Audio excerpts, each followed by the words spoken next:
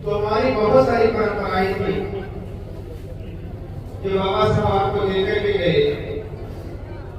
क्या आपको मुझे पूर्णिमा मनाना था? मुझे एक प्रसंग याद आ रहा, मुझे पूर्णिमा पर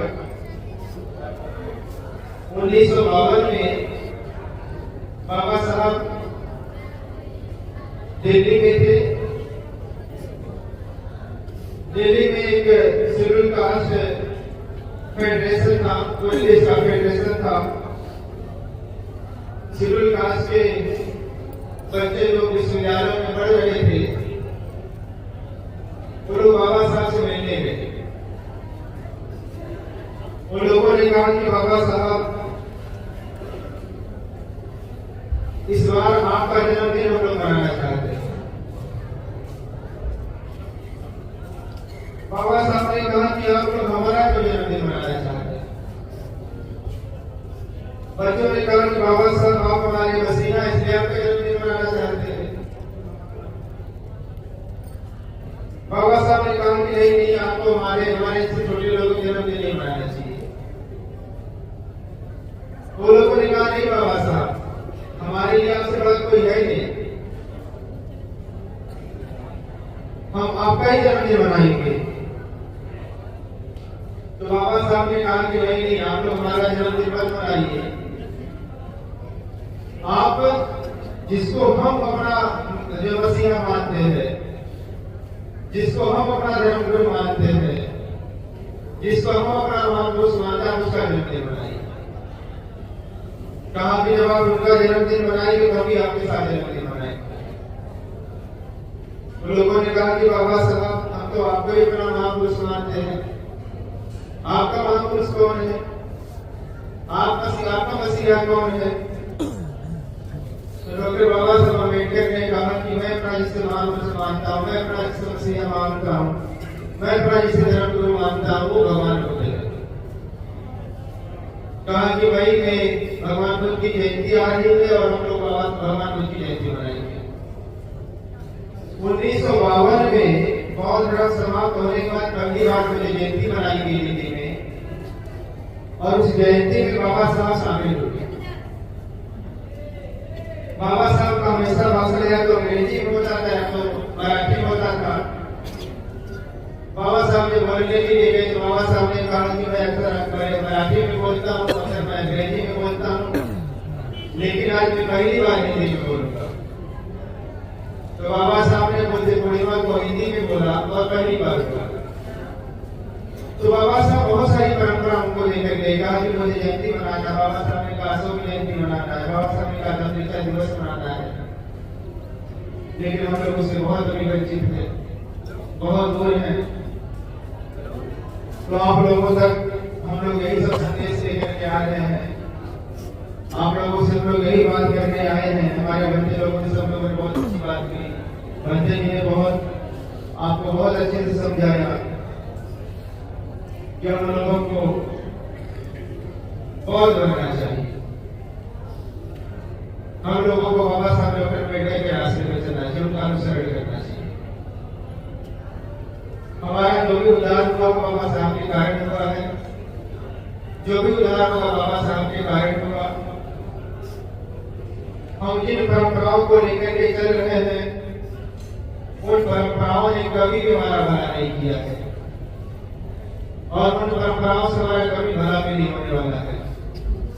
अगर उन परंपराओं से भला होता तो इस देश में आप अछूत नहीं होते, आप अस्पृश्य नहीं होते, आप गुलाम नहीं होते, आप लाचार नहीं होते।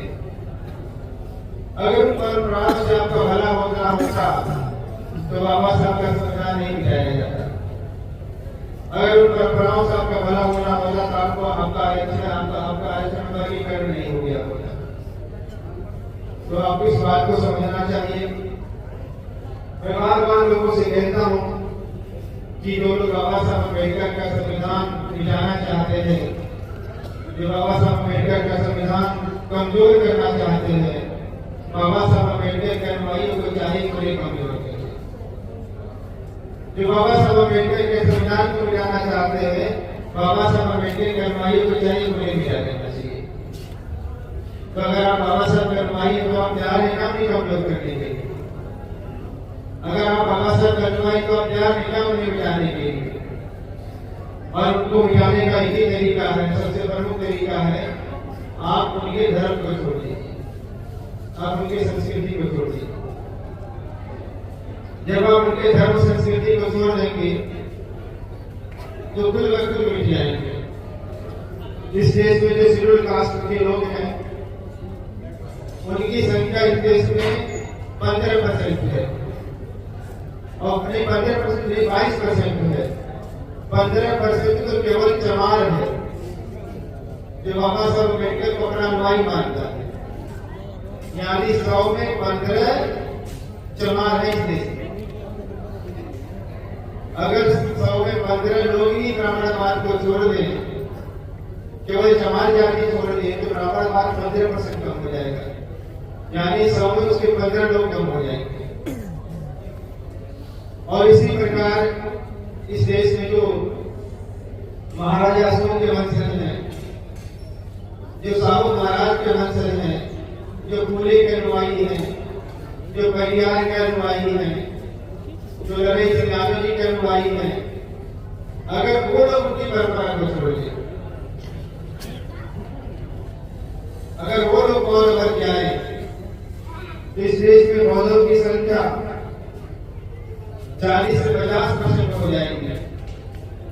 अगर आप 40 से 50% हो जाएंगे तो ब्राह्मणवाद 40 से 50% कम हो जाएगा ना, और फिर मुसलमान उसमें परसेंटेज बढ़ेगा, ईसाइयों का परसेंटेज बढ़ेगा, अन्य धर्मों का परसेंटेज बढ़ेगा, तो ब्राह्मणवाद इस देश में मुश्किल से 8 से 10% बचेगा। और मैं उसमें इसलिए कहता हूं कि सारे ब्राह्मणवाद जातिवादी नहीं है। जो जातिवादी ब्राह्मण नहीं है वो भी हमारे साथ खड़ा हो जाएगा। तो जातिवादी जो ब्राह्मण है, जातिवादी जो लोग हैं, उनकी संख्या 2-4% रह जाएगी।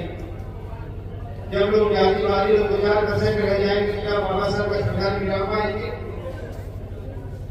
क्या बाबा साहब अम्बेडकर के संविधान को कमजोर कर पाएंगे? क्या वो आपको कमजोर कर पाएंगे? तो आप लोगों को इसमें विचार करना पड़ेगा, आप लोगों को चिंतन करना पड़ेगा। अभी हम लोग तो बोल लेके जा रहे हैं, यहाँ देखिए बच्चा किताब बेच रहा है, तो आप वहां से भगवान बुद्ध की जीवनी पढ़िए, बाबा साहब की जीवनी ले लीजिए, साहु बोले की जीवनी उसको ले लीजिए, जो हमारे महापुरुष हैं उनकी जीवनी पढ़िए, और उनकी जीवनी को पढ़कर के आप चिंतन मनन करिए कि महापुरुषों ने कितना कठिन परिश्रम किया आप लोगों के लिए।